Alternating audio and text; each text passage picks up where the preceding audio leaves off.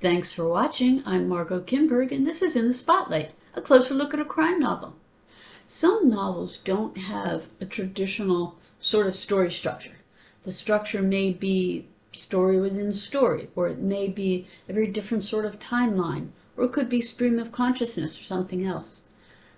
Those story structure differences, when they serve the story, can be really effective. Let's take a look at a different sort of story structure today and turn the spotlight on Alex Pavesi's The Eighth Detective. Grant McAllister is a reclusive author and professor of mathematics. Years ago, he used his knowledge of the field to create a mathematical formula for the construction of murder mysteries.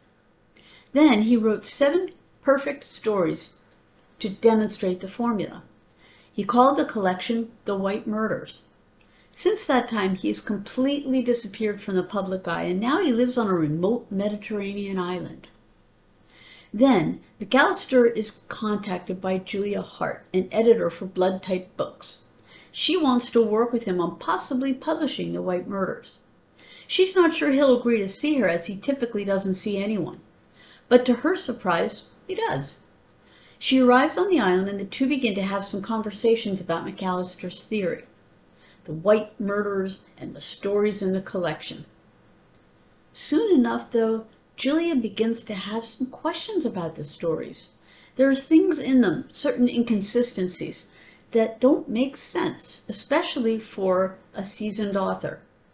As she asks McAllister about them, she begins to have even more questions and becomes certain that there are things he is hiding. If those inconsistencies are clues, then there's a mystery she'll have to solve, and McAllister is not exactly forthcoming about it. So, what is in this novel? What are the elements that keep it together and keep the pace going? Well, as I say, story structure is an important element in this novel. The 7 perfect short stories are each told in the novel, and as a side note, some of them are reminiscent of famous detective short stories that readers may find familiar. Fans of classic detective fiction will likely find this and the discussion of what constitutes a murder mystery interesting. Interspersed with these stories are conversations that Julia Hart and Grant McAllister have about each story and about the nature of the murder mystery. After each story, the discussion has to do with what the story tells us about murder mysteries. McAllister presents his formula and shows how each story reflects a part of it. But those conversations are much more than that. As they continue, readers follow Julia's gradual realization that something is not as it seems.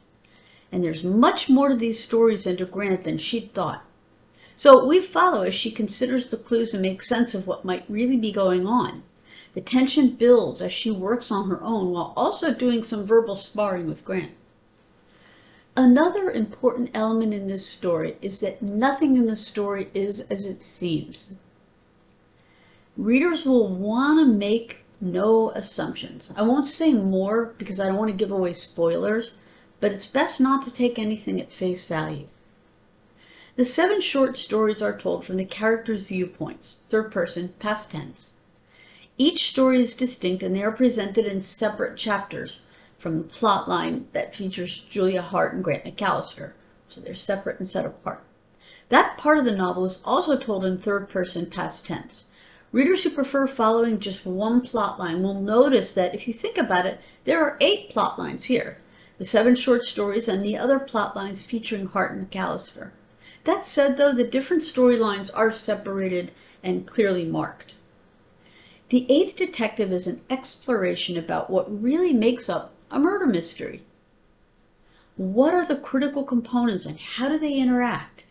It features 7 perfect short stories, a writer with a strong theory about how it all works, and an editor who wants to find out the truth about the stories and about their author.